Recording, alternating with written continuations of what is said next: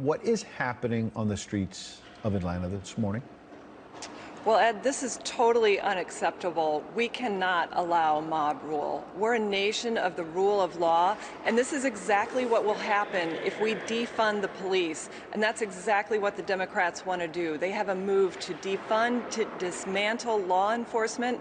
I have stood strong with law enforcement from day one. I've recently introduced legislation that penalizes states and municipalities that move to defund without a budgetary reason by withholding federal highway safety transportation funds. So I stand strong with law enforcement. We need to bring the Justice Act to the floor. We need to have that debate. Our country expects us to do that. I'll get to that bill in a moment, but in the meantime, when you've got people with 12-gauge shotguns saying, we're keeping the police out, what in the world do you do about that? It has to make people wonder at a time when we keep hearing about sick calls in the Atlanta Police Department, some police officers not wanting to come to work because they don't think local officials have their backs. Well, this is exactly what I've been warning about with the defund the police movement. It hurts all communities. It hurts everyone in our country when we don't have law and order, when we have mob rule. This is the vision that the Democrats have for our country. It's a great example of why we need to move this bill to the floor, why we need to stand strong with strengthening law enforcement to rooting out bad apples. Everyone wants that. We all agree. And this can't be politicized. We've got to protect our citizens. Well, on your last point there, we thought there was agreement potentially on police reform after these tragic deaths in Atlanta, Minneapolis, other places. Obviously, Democrats have been saying we need to pass this police reform bill.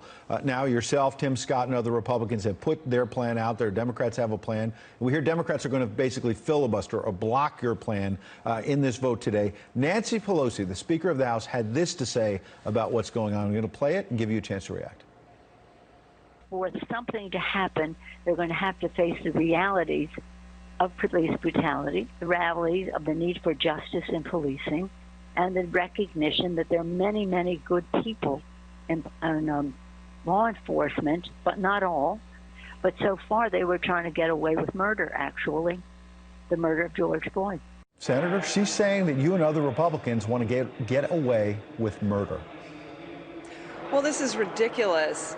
This is an insult to the effort that we've led. I really commend Senator Tim Scott. His efforts have united our conference behind this bill, the Justice Act, which provides the tools necessary to improve policing, to give them the tools they need to keep our communities safe. There's no room for politics here. It's clear that the Democrats want to defund the police. They want to run on a platform that we are refusing to reform. We are at the table. We're ready to negotiate. We owe that to the American people, and we need to stand strong with law enforcement to help keep our communities safe. All right, we're going to watch that vote in the Senate a couple of hours from now. You'll be there for that, obviously. Last question here about the pandemic, the economic impact that's been grave in your state, all around the country. Some of your colleagues are talking about a new round of stimulus that would include checks to your constituents, get more money in the hands of folks. Are you on board with that? Where do you think this is headed?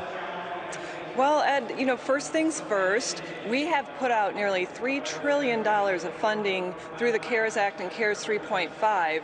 I'm certainly open to looking at areas that we might have missed, but I've also been working with Secretary Mnuchin, Chairman Powell, about how to make sure that the $1 trillion left in the CARES Act, how do we deploy that to the areas that need it most? Many areas that have been hurt, like hospitality, they need that lifeline that we can help provide. We need to get people back into jobs. This needs to be a job-led recovery. The economic data, the indicators that we're seeing are very strong. It's great to see, but we need to continue to see more, and then we can make those important decisions.